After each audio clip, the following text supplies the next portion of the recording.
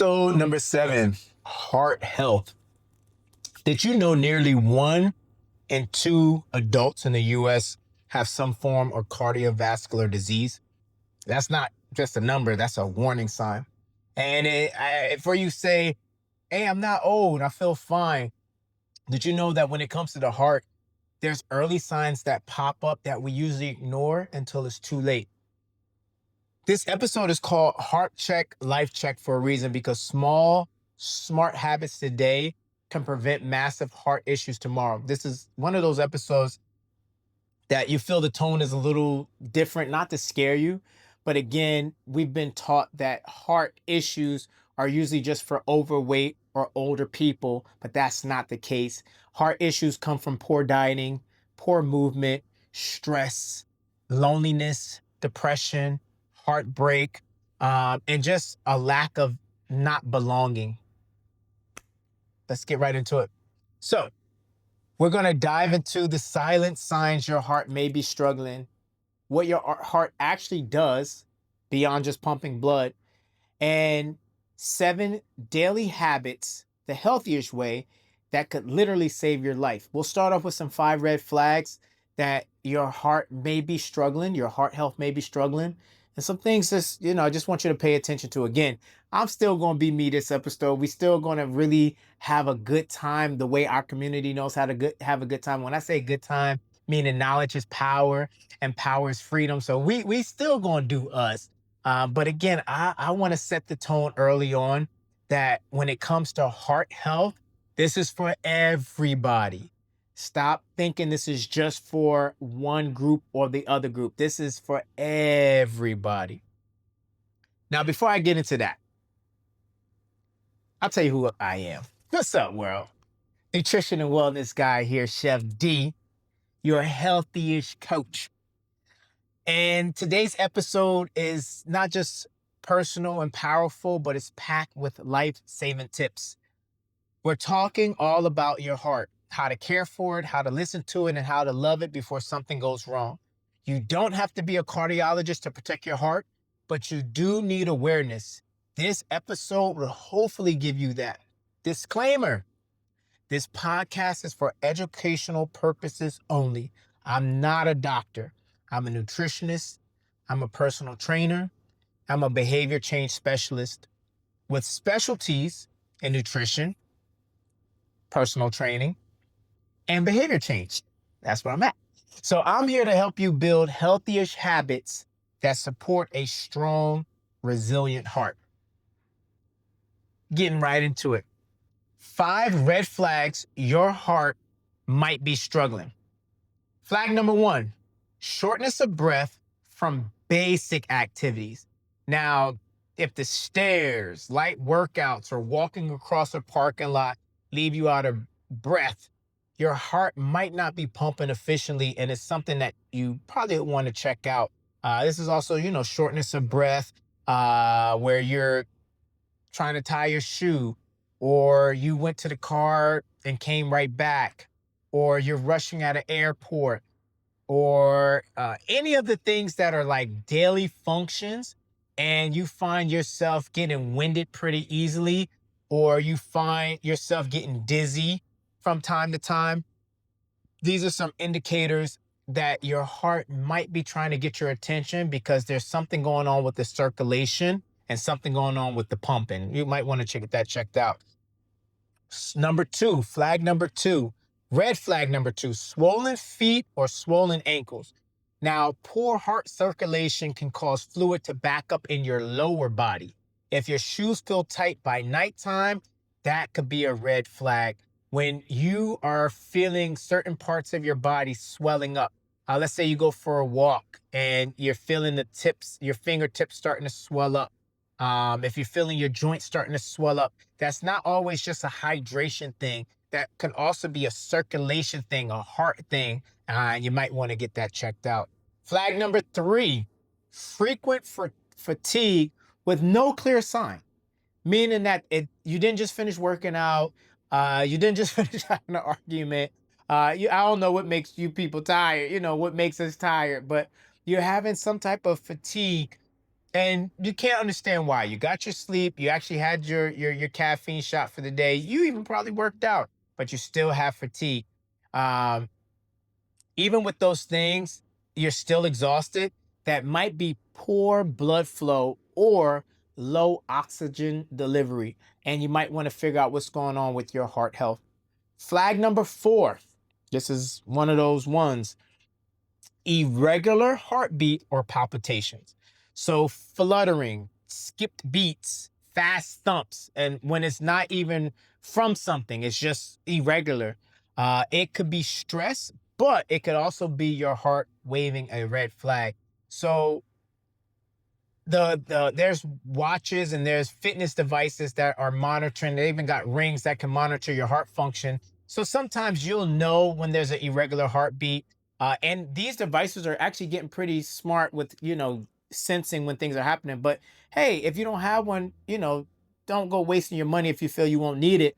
I'm telling you now that there are signs that you can tell based on some of these symptoms: fluttering, skipped beats, fast thumps. And no one just jumped out to scare you as a prank. And this is happening. It could be a sign that your heart is looking for some type of attention. And last but not least, number 5, red flag: chest tightness that comes and goes. So as we're getting older, certain things are happening to us that we sometimes freely share, and sometimes we don't share because we don't want people to be negative about our situation. We don't want people in our business. And it sucks when it comes and goes, because out of sight, out of mind. So you could be just somewhere and you feel a tightness in your chest, like, and it goes away. Sometimes people dismiss it or overlook it. Even some clients that I worked with, and I would ask about certain things that happen throughout the day, discomforts. I'm, just trying to assess. And they say, every once in a while I get a tightness in my chest. It doesn't stay long, but it just comes and goes. And it's not so much from workout, even if it was from workout, even if it was from going up a flight of steps, even if it was rushing at the airport from one gate to the next because they did a flight change, or you have a delay in your connecting flight, whatever the case may be. Chest tightness coming and going is not a regular thing. It's not a part of getting older. It could just be a part of neglect. So that's something you probably want to look into, and talk to your heart doctor, talk to your medical provider, talk to someone in your healthcare network. Check out this episode. This is also another way to start getting awareness when it comes to your heart health. Now, after you heard about those red flags, what we usually like to do is go into the functions of the heart. So you now heard what could be some potential red flags. And again, there's dozens of red flags, but these are the most common. These are the ones that we are addressing in this episode. However, people may still be confused on, okay, so what is heart health? Like, I know the heart pumps blood, but what about the heart pumping blood should I be aware of as far as its role in the body? So the functions of the heart, in addition to pumps blood, it also pumps oxygen and nutrients to every cell in your body. So within that blood, you have oxygen and you have the nutrients. That's why having a diet that you can be proud of, not a perfect diet, not a trendy, gimmicky diet, but a diet that's sustainable, that you can be proud of, a diet that you built brick by brick. People look at their algorithms like, I built this algorithm brick by brick. But your diet, you're building your diet brick by brick, and be proud of it. Like, again, it's not about perfection. We're Healthyish. I'm your Healthyish coach. Our brand is all about Healthyish approach. What is going to be something I can have a good mindset about, I can have good moderation about, and then when I have my movement, it all supports the choices I make. That's what Healthyish is about. It's about the choices you make, being balanced, not making food the enemy. You know what I'm saying? Having your cake and eat it too. Another thing that the function of the heart is to regulate blood pressure. That may seem like a duh, but it's not a duh. Like, some people really don't understand that the heart regulates blood pressure. So when your blood pressure goes high, it is actually a tool of the heart that's actually protecting you short term. It's protecting you because if your blood pressure did not go high, then you have a stroke or you have a heart attack. So your blood pressure adjusts. It goes low, it goes high. You want it to be balanced, but understand that one of the functions of the heart is to regulate the blood pressure So that way it protects itself and it protects you. Another function of the heart is it supports circulation and temperature control. So you're always cold, you're always hot, and it's not, postmenopausal or premenopausal. It's not because you're out in 100-degree weather or you're always cold and the temperature is 72 degrees. It could be a heart function. Most people think that is just iron or you're just anemic, so your blood is missing iron, but there's other functions of the heart that regulates that. That's just a nutrient that the heart can utilize as far as its regulation practices or functions. But again, irregular temperature that you're experiencing, your receptors, goes back to it being a heart function. This is one that I'm sure some of you may not really think of because you're going to think kidneys, but filters waste products through connected organs. So we know about the kidneys, we know about, its functions of filtering, but did you know that the heart and the kidney, they talk. They are really close. I ain't gonna say BFFs because that's just like being extreme, but they're really close. They really communicate with each other. And when the heart is not functioning properly, then the kidneys will also lack or they will experience some dysfunction as well because they're so closely connected. And one of the last functions we want to highlight for this episode is the heart maintains hormonal balance via its connection with the endocrine system. Now, the endocrine system, that's a whole episode. We have an episode coming up called Endocrine Health, and we focus a whole week. We just pump out content about endocrine health. But what this is saying is that the heart also, I ain't gonna say BFFs, but they're very close. They really lean on each other as far as the regulation of hormone balance, and making sure that the release or the lack of release is supporting homeostasis. It's supporting a well functioning body. Now, when your heart is healthy, everything flows. When it struggles, the entire system gets backed up physically, emotionally, and even energetically. Looking at it through the naturopathic and holistic lens, which we always like to do when we have these episodes. Again, I'm a flexitarian. I'm with the holistic and naturopathic community. And there's a certain way we like to treat the whole body. We don't like to just treat the symptom. We don't want to just address the symptom. We don't want to just respond to the symptom. We want to take into account the whole body. So in this instance, we're thinking about the health of the heart, and not just a response that the heart is in dysfunction. We don't want to just focus on the symptom. So one of the things that you could do, and this was given out by the Journal of Nutrition, but hibiscus tea. Would you imagine? I love hibiscus tea. Can reduce systolic blood pressure by an average of 7.2 points, and that's coming from the Journal of Nutrition. Another thing that is a good practice or insight if you're trying to go about it holistically or the naturopathic way is CoQ10. That's when you see CoQ and the number 10. This supplement has been known to support energy production in heart cells and is often recommended by integrative doctors for people on statins. So again, this is another good approach if you want to prevent or maintain a supplement that you consider. Talk to it with your medical provider if this is something that won't be in conflict for any medications that you're on. I get it. Some people like, hey, I don't want to be on medications all my life. And that's what I'm talking about. That's what's up. Especially if you don't have to be. If your doctor, your provider is saying, hey, we're going to put you on this temporarily, but if you are able to do this with your diet, if you're able to move a little bit more, then we'll be able to reduce this and eventually we'll be able to take you off of it, which is a blessing. That's something that we do not take for granted. It's a blessing. It's always not just about discipline, but sometimes it's just about some of these smaller habits that I'm going to share with you all in a little bit that you can do to help when it comes to your heart health. Another thing, magnesium glycinate. Now, this helps relax blood vessels, reduce palpitations, and may support regular heartbeat. Now, I've mentioned this before. This is usually the thing that you do at nighttime to help relax you and start to wind the body down. But another function of this supplement is to also like calm down when it comes to the blood vessels, like nitric oxide.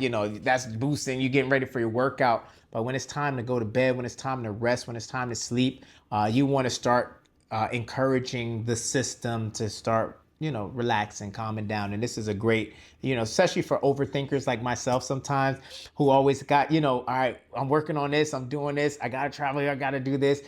Sometimes, thank God for nature. There's things here on earth that we can use to help support our health and help support our relaxation and our peace of mind and our spirituality. It's out there. You just got to find what it is. And hopefully this community, that's what we're here for, to help connect you to those dots.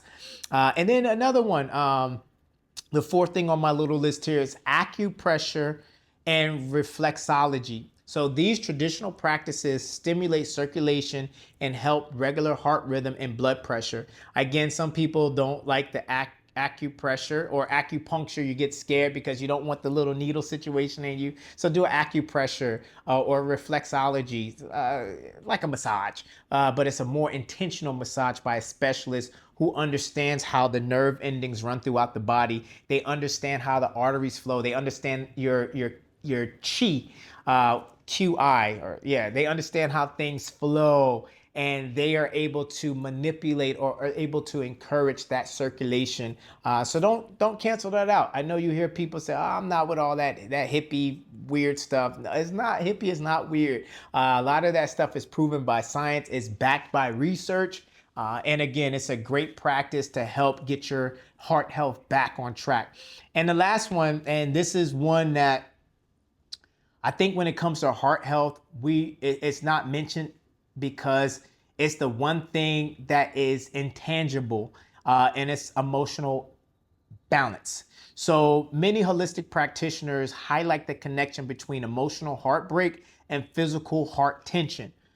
Breath work, forgiveness, and community connection are recommended. So when it comes to the heart, we think, I mean, even kids, as a child, when we grow up, we hear about heart. It's usually love and care and compassion and empathy, which is all true. The spiritual connection of the heart is very evident because you see it in movies, you see it in books, you'll see it everywhere you look around. There's some expression of emotion that's usually connected to the heart, whether it's love or whether it's heartbreak, whether it's betrayal, whether it's forgiveness, whether it's sorrow, whether it's happiness. There's just so many connections that are linked to the heart, and it's not by accident. So when there is unprocessed hurt, shame, loneliness, depression, sadness, just when that stuff is unprocessed, you are affecting heart health. You could be eating all the right supplements, you could be working out 4 or 5 times a week, you could be getting the right amount of sleep. Well, it's hard to get sleep if you're dealing with that emotional stuff. But the point I'm making is that don't neglect the spiritual part of your heart. Don't neglect the intangible stuff when it comes to your heart, because we have a bigger responsibility to that side of heart health than I think sometimes we realize. Whether it's praying, spending time with God, spending time with community, going out with some friends, even talking on the phone with someone who just makes you laugh, that is all connected to good heart health. But if you're always around toxic drama, sad stuff, stuff that's tearing you down, that is not good for heart health. 7, let's do this. Let's switch gears. I'm actually trying to look for my notes here. All right, here we go. I'm like, where is it at? So when it comes to 7 habits to transform your heart health, here are my 7, and I hope you find value in these. These are things you can start today. So eat colorful foods daily. You guys know I love my berries. For those who are listening, I just picked up a glass bowl of berries, and I'm gonna pop in like 3 little blueberries real quick. I will offer you some, but I know you can't get it digitally yet. Probably technology is gonna come out, but I have in this bowl raspberries, I have some blackberries, and I have some blueberries, which is my mix. I have strawberries. I just didn't feel like cutting them. But this is like my go-to, like my daily go-to. And eating colorful foods, berries, greens, citrus, red peppers, they're all packed with antioxidants and nitric oxide. You heard me talk about that earlier. Boosters. These keep arteries open. They help reduce plaque buildup, and they help protect against oxidative stress. Oxidative stress, we'll talk more about that in another episode when it comes to blood health. But oxidative stress is stuff that usually either happens through environment, it can happen through the poor choices of foods that we eat on a regular basis. And there's some other factors that build up the oxidative stress. So this is saying, hey, this is a balanced fight when you add some of these colorful foods to your diet.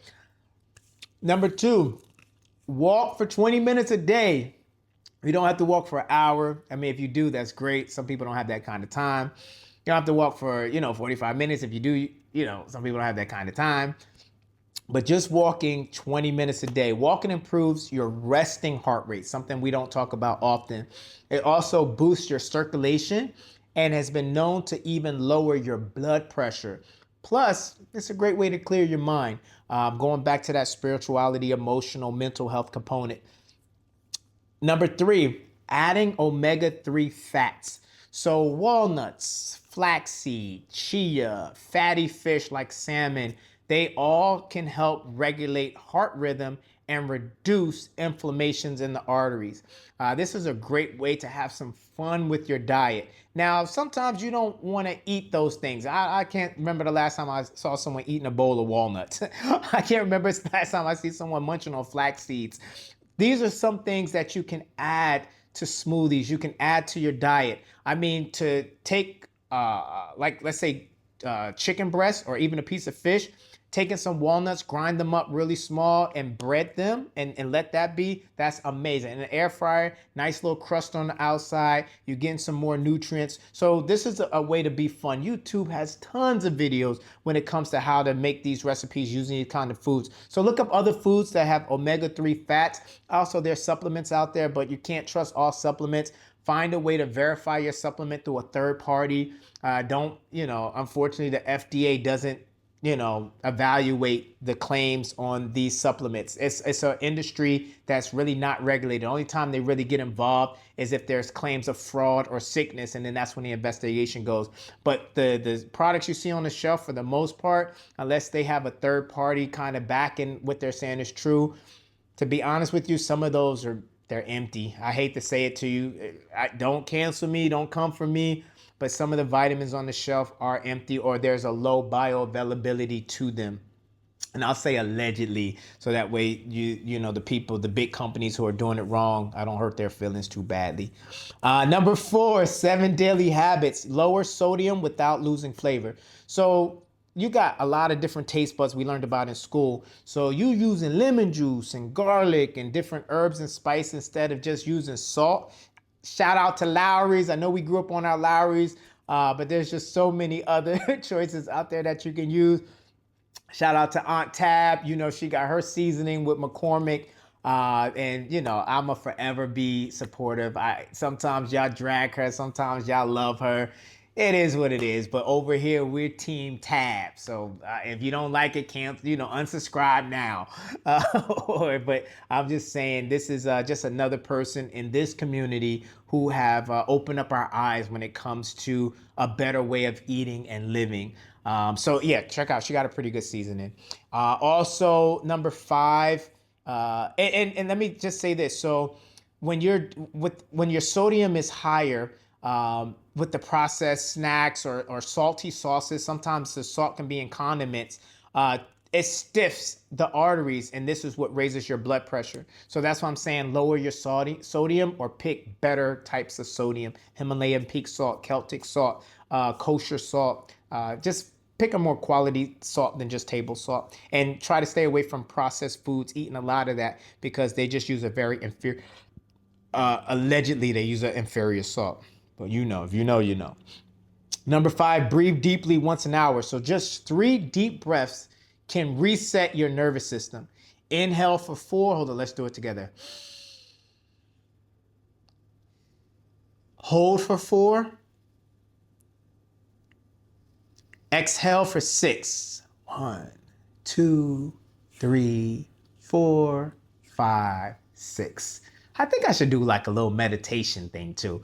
Man, I got all these ideas like fitness, meditation. But again, just doing that, it calms your nerves and relaxes the heart, your vagus nerve, and it calms and relaxes the heart.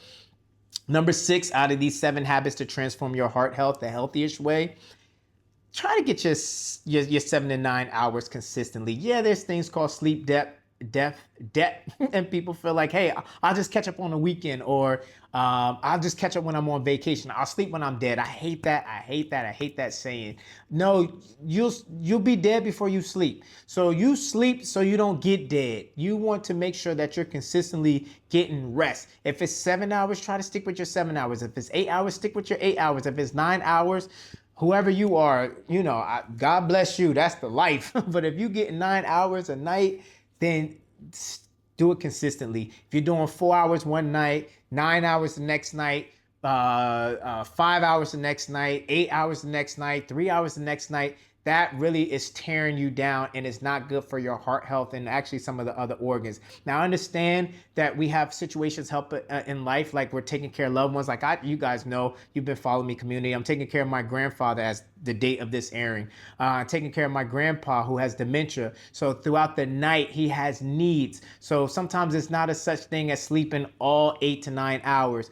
So we understand situations happen. We got new moms and new dads, or people who got new jobs and new positions where you're learning the role. Some of you are traveling. Some of you are in the militaries. Thank you for your service. So I get it. Sometimes we're not always in an environment or a time in life where we can consistently do our 7 to 9 hours, but just try your best to get some type of consistent sleep. And I'm not saying this is what the habit is. So I'm not saying if you can only get 5, just do 5. I'm saying if you can't get your 7 to 9 hours, do your best to get as close to that as possible and as consistent as possible. Just do your best. Don't beat yourself up if you can't get there, because poor sleep put pressure on the heart.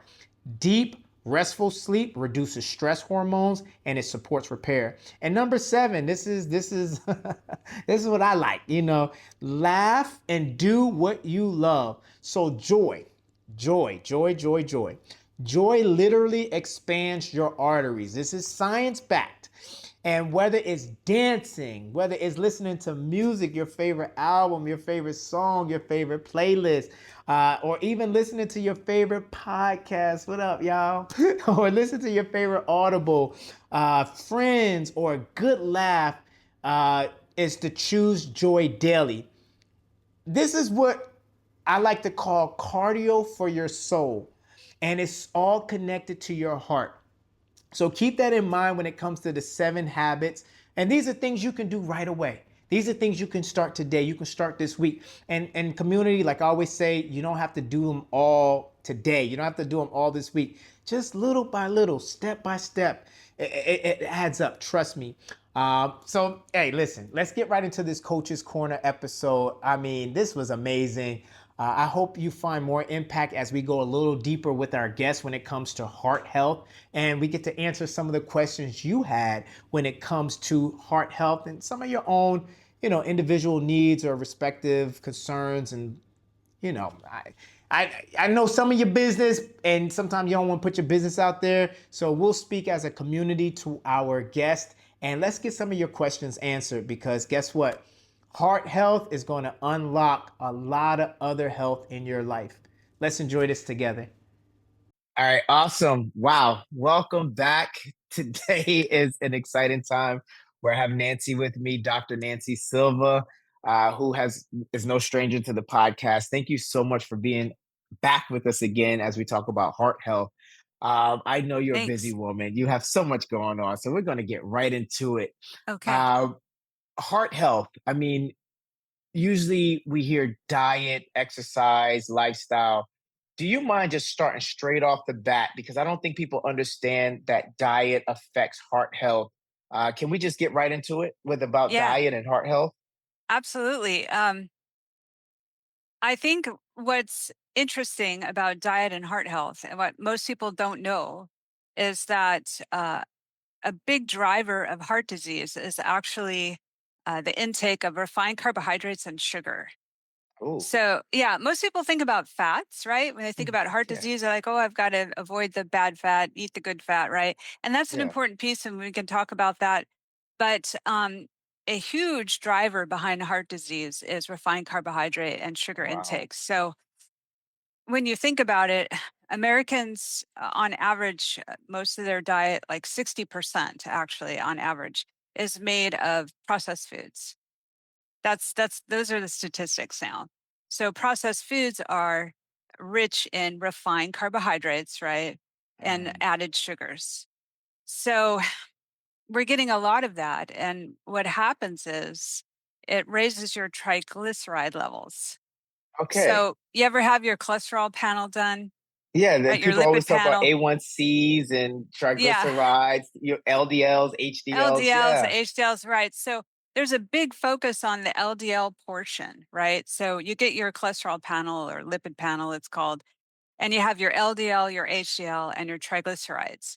And there's a big focus on LDL, okay? And LDL is important when you have an, an increased level of LDL. There is an increased risk for heart disease. Mm. But what people don't know, I think most people don't know, that actually when your triglycerides are elevated, you have an increased risk for heart disease. And actually, it's even higher than the risk for the high LDL. It's so odd that it's not talked about much. But if you look at the stats on this, increased LDL, maybe a 35% or maybe higher risk for heart disease, but elevated triglyceride level up to like 65% increased risk. And there's a reason why this happens. And it is actually tied back to LDL. I'm going to try to make this not complicated. So far, I But follow. So yeah, we're following okay, so good, far. good. When you eat those refined carbohydrates and sugars and your triglyceride level goes up, your triglycerides are processed in the liver and they're made into VLDLs, very low density lipoproteins. And from there, they're converted to small, dense LDLs. So the small, dense LDLs are actually the LDL that is the dangerous one. This is the one that gets into the coronary artery lining and starts that plaque development, right? That we're all familiar with, right? Wow. That's what Yeah. coronary artery disease, it's that plaque development in the coronary arteries. So when you look at the LDL level on the lab slip, right, it doesn't tell you the percentage of the small LDLs. It gives you a whole picture of all the LDLs in your body. Okay. And a big portion of those are what they call large buoyant LDLs. And those aren't Okay. dangerous. It's the small dense that are dangerous. So you get a really good sense of where you stand with small dense LDLs by looking at your triglyceride level. That's high. You know that you have a lot of small dense running around in your Elevated. body, and Wow. that's getting into your coronary arteries. So this is why triglyceride is so important. The HDL component is very important as well. So HDL, you want that one high actually, because it takes excess cholesterol out of the body, takes it back to the liver for elimination. So you want Mm. low triglyceride, high HDL, and LDL in the recommended amount. Wow. But it's funny too, as far as the labs, they'll say a cutoff of 150 is okay for triglycerides. But if you dig into this, actually, ideally, you want it below 100 and you want your HDL 60 or higher. So those are the things you want to focus on. You could um, get an ApoB test, and Okay. that would give you direct information as to how many small dense LDLs you have circulating. The problem with that is most insurance companies don't pay for that one. Of course. So I know, right? Of Wow. course. I imagine someday that'll change Yeah. because definitely the evidence is out there. That is the key one that's going to tell you if you have those atherogenic small LDL particles hanging around. So I imagine it'll change at some point. But anyway, you could go for that. But if you just have your cholesterol panel in front of you, you can look at the triglycerides. So Wow. back to the refined carbohydrates and sugar Yeah, that because that's the most big of one. us, that is what's making driving all that. And it's a big driver of heart disease. Mm. So it also drives insulin resistance. So So it's when you're eating, connected. there's connection there. Wow. Exactly. So when you're eating a lot of refined carbohydrates and sugar, lots of processed foods, it raises your blood glucose level, right? Your blood sugar. So these things spike your blood glucose level because they are lacking fiber, right? All the fiber's been taken out, and you might as well be dumping sugar into your body when you eat refined Wow. carbohydrates, right? So blood sugar raises quite quickly and you get spikes, and then your insulin spikes, right? So if you do this repeatedly day after day, which a lot of people do, right? 60% of the diet on average Americans, you're going to repeatedly spike your blood insulin level, and then your cells will eventually become resistant to the insulin. So this is Mm. what cells do, right? I don't know if you remember in like biology class, they talk about this. When there's an excess, cells tend to downregulate their receptors. And Gotcha. so they'll downregulate, and they won't shuttle glucose in as effectively. You'll have high insulin levels hanging around. And Mm. that insulin resistant state is actually a strong predictor, one of the top predictors of heart disease. So you're getting this whole situation going on where you Yeah. are creating high triglycerides, you're creating insulin resistance in the body, and you're just really setting yourself up for heart disease when you eat all those refined carbs. Yeah, I'll take a breath for a second. Yeah, no, and Yeah. that was incredible because that doesn't show up right after you eat.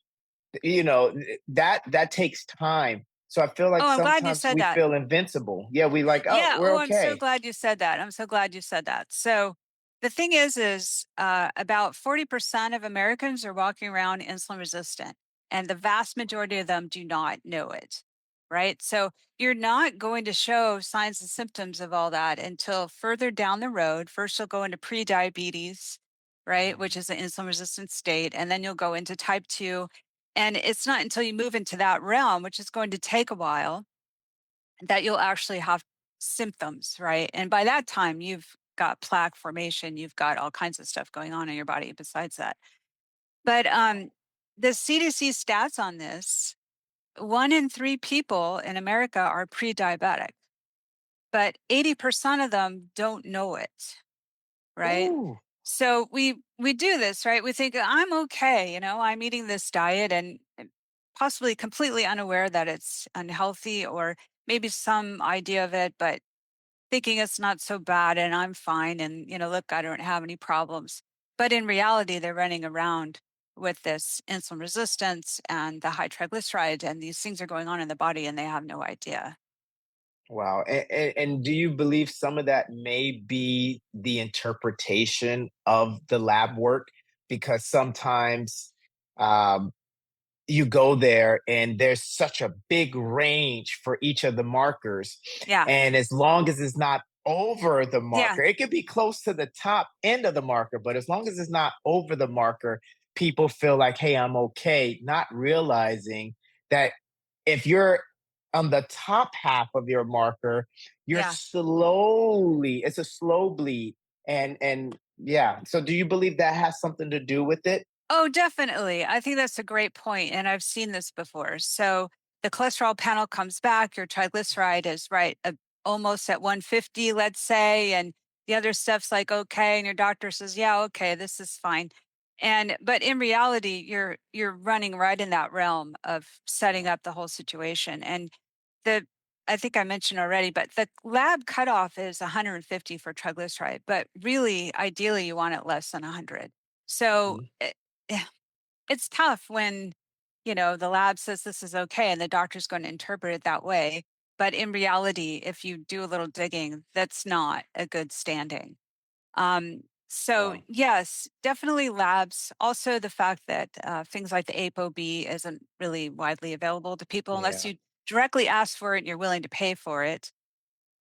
Also, things like fasting insulin levels. So it's another way you could check yourself is to Okay. actually ask for a fasting insulin level to see, if your insulin's high, you know that you're running around with some insulin resistance.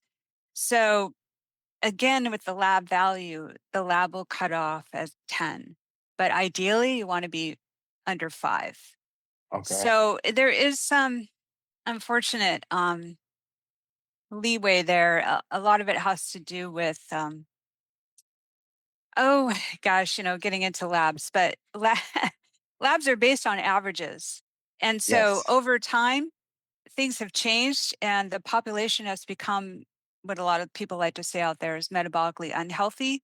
So if you Mm, base your averages on wow. metabolically unhealthy people, it shifts it.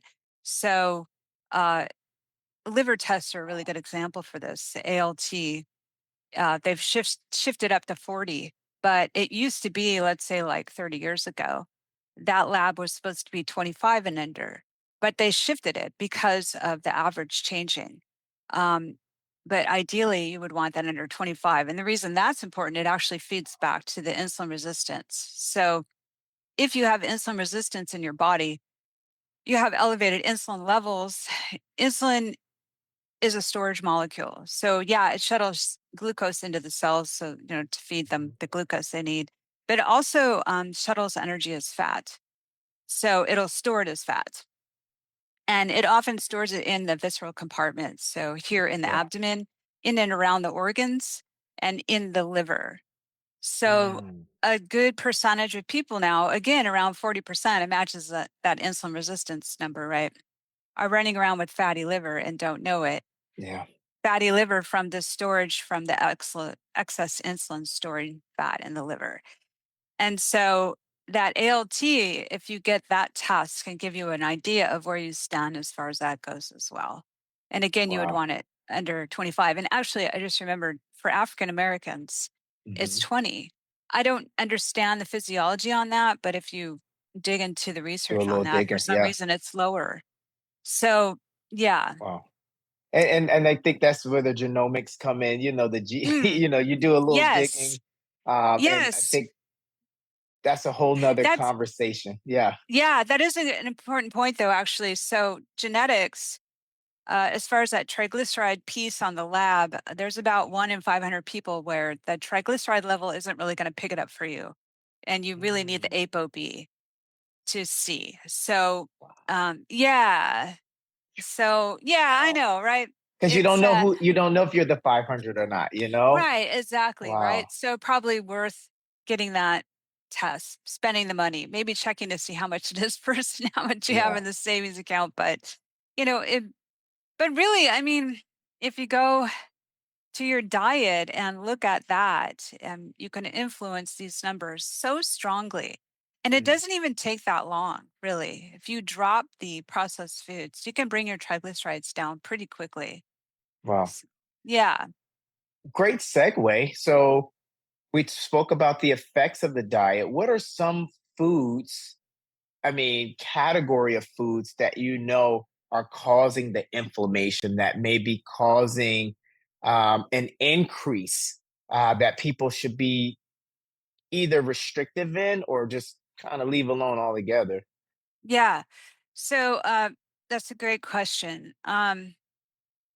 First of all, one needs to move to a whole foods diet, right? So eating whole intact foods, right? Get rid of the processed foods, can throw away the boxes, right? You've Yeah. got to figure it out somehow. You're going to have to make real meals, right? And then the proportions there. So that'll bring us Wow. to the foods that create inflammation in the body and that sort of thing. So you want to have a lot of plant material, a lot of vegetables, some fruits, uh, beans, right? Legumes, nuts, Yeah. seeds, right? Lots of plants. And then you need your, well, unless you're going vegan, you have your animal source, right? And Hmm. lots of wild caught fish, right? Yes. And emphasis on wild caught as far as the fish and the seafood, because now you're looking at the omega 6 to omega 3 ratio. right? Yep. So inflammation, omega-3s, this is a unsaturated fatty acid, right? It Mhm. is very anti-inflammatory. So it has this Okay. powerful effect in the body of decreasing inflammation. And inflammation is a driver of heart disease, a driver of Yeah. plaque formation. So you definitely want to bring that down. It also does a lot of other things, but we'll stick with heart today. And then omega-6, omega-6 has some, it's like the good and the bad mixed together. There are some good things out of omega-6, but it also can be very pro-inflammatory. So what you really want is a balance of the Okay. omega-6 to omega-3, ideally a 1-to-1 ratio. Okay. Some say maybe 1-to-4 is okay, but you really want to bring that omega-3 up and the omega-6 down. And the average American, back to stats again, but the ratio is 20-to-1. So we're getting a lot Wow. of omega-6. And that's because of the processed food. So they add a lot of seed oils and things like that, and they're high Yeah. in omega-6. And so we're completely unbalanced and we're running around in an inflammatory state. And, you may or may not notice that. If you have like arthritis or something, you may notice it because it'll affect your joints and things, right? But on this insidious level, it's affecting your vessels, your heart vessels and things Mm. that you're not going to notice till something actually happens. But so back to that balance. Wild caught fish has a lot of omega-3s, wild caught seafood, a really nice balance of the omega-3 to omega-6 ratio. When it comes to meats, then it gets kind of tricky. Yeah. So, meats, generally speaking, in the US have a very high omega-6 content. Mm. And so, unless you buy grass fed beef, so if Yes. you buy grass fed beef or pasture raised chicken, it's going to have a nice balance of omega-3, omega-6. But the traditional, conventional meats out there, they're fed corn. The Mhm. animals are fed corn and they have very high omega-6 ratio.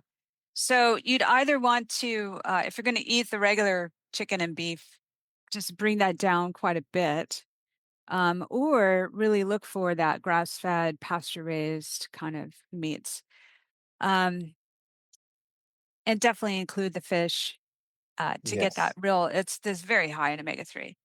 Um, yeah. So let's say you I go like vegan. that. Yeah, Okay. So we're going vegan. you were Yes. going vegan. Well, let me back up a minute. So the diet I just described is actually like a Mediterranean style diet.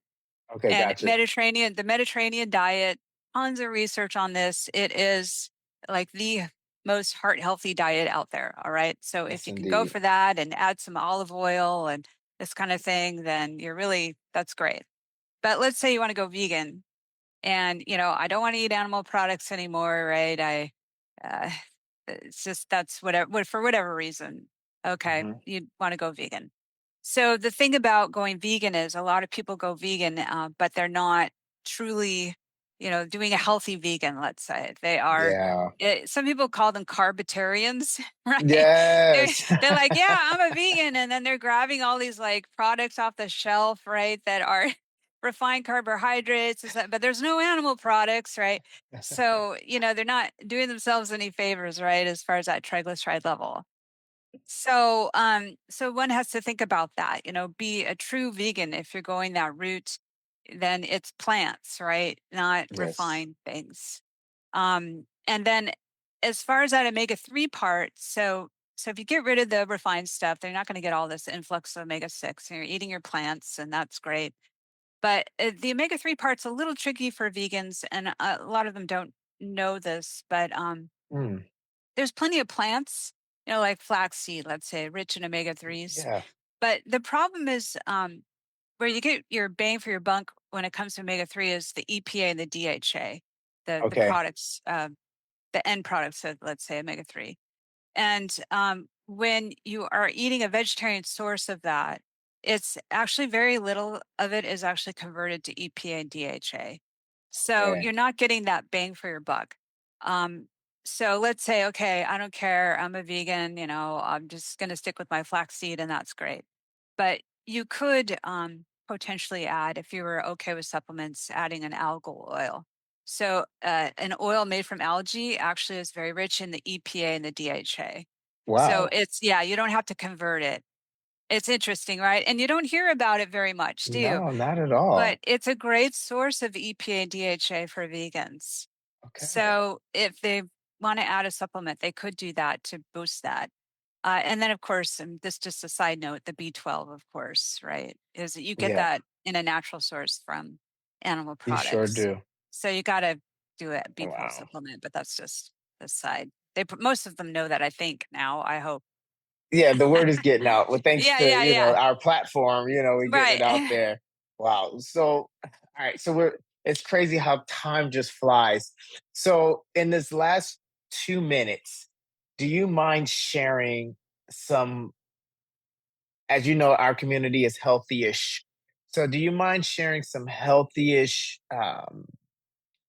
habits or suggestions that someone could do to help improve their heart health, including physical activity, Mm. including, I mean, you've spoke well about the diet, so maybe a supplement or two that they can look into, and then also breath work or yoga. I know you and I speak about that. Like, how do they process the emotional side of heart health, the physical side of heart health?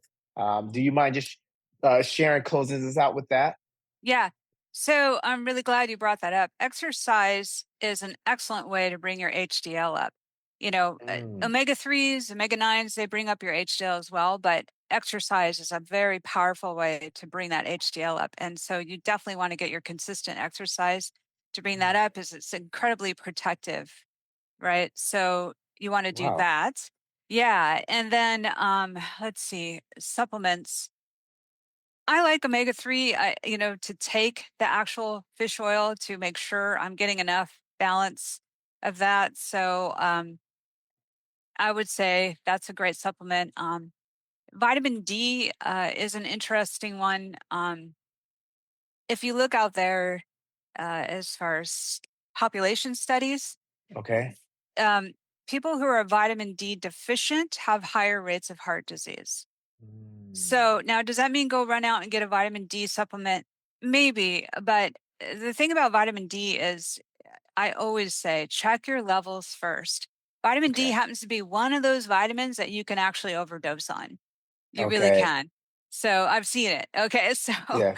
you actually can. So you definitely do want to do that one according to your vitamin D levels. And that's easy. I mean, you can ask your doctor, or you could actually just order your own lab from Quest. You can get Mm, online, order from Quest, go down, get your blood draw, and see where you're at.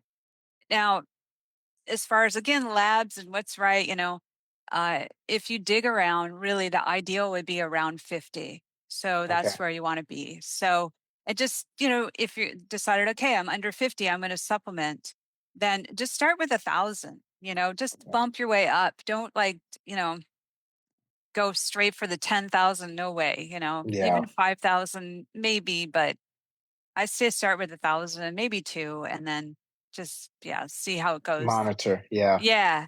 Vitamin K is another one as well. You see some people actually taking vitamin K2 out there because um, it shuttles calcium away from the arteries. Calcium can be deposited in there as well, Hmm. and shuttles it to the bone. But if you're eating a good plant-based diet and grass-fed beef, this kind of thing, then you're going to get your K. Naturally. So Yeah. yeah, Yeah. but although, K isn't one of those that, like, oh no, you can overdose on. So if you wanted to do that. Um, and then what did you mention? Oh, stress. So stress is a really important one. And the reason Very. I think about that, actually, I think about stress more in terms of food. Wow.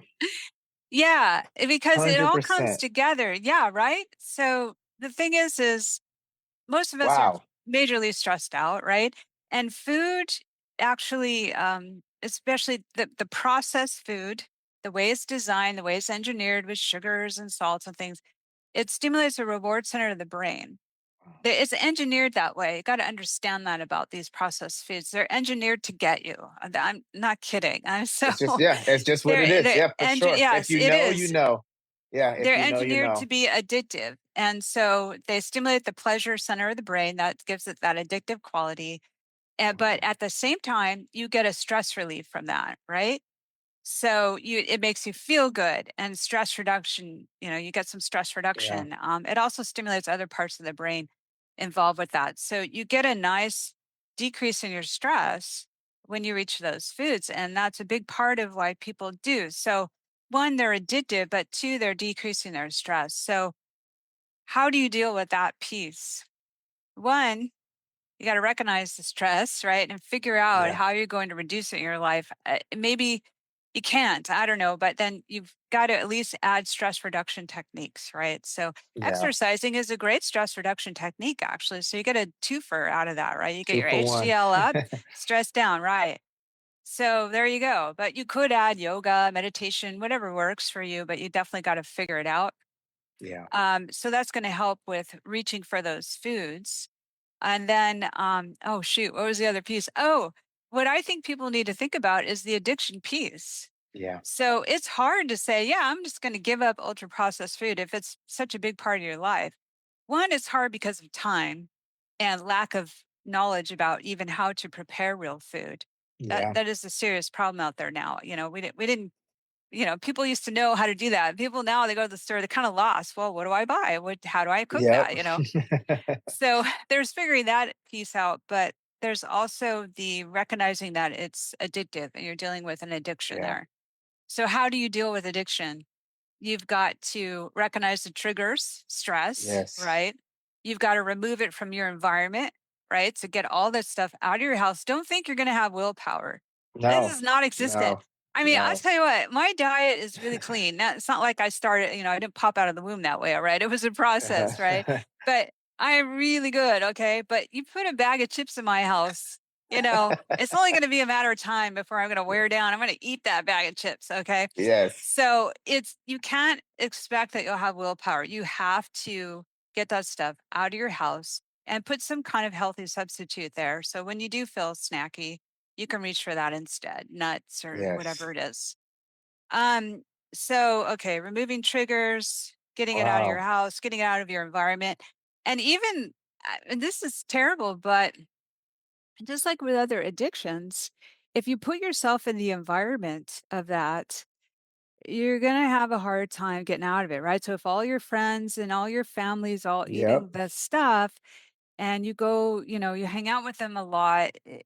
So It's that's something gonna, yeah, yeah. you have to just kind of ponder how you're going to do that. I don't even have answers for that. Do you have answers for that? I don't, Well, how do I you mean, deal with that? that's the best part about being a part of the Healthyish community is that if it's not, some things are moderation. So it's a sense of an occasional kind of thing is different from something that's in a cage. So, you go to a wedding, but if you shouldn't be eating the same way you eat at a wedding all the time.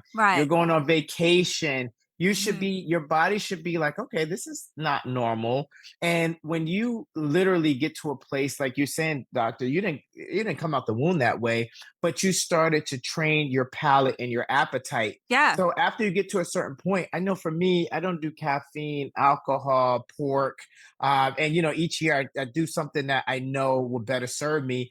It doesn't matter if it's a bacon buffet here, I'm okay because I've Right. done the work and I've Right. already said, hey, I'm good. I don't Hmm. do fast food. It's certain things you get to a point. So the answer to that is it's just step by step, little by little, and you Yeah. become intentional to say it's certain things I just won't feed my body. And you said a good point earlier when people don't know, but I feel like when you do what you know, then that's when you start making the changes because people don't understand what red dye does to their bodies. They don't understand what these seed oils are doing to the body. But when they do, they can say, hey, me and my children no longer will eat this product, or we won't eat these little Debbie's, or we won't eat these.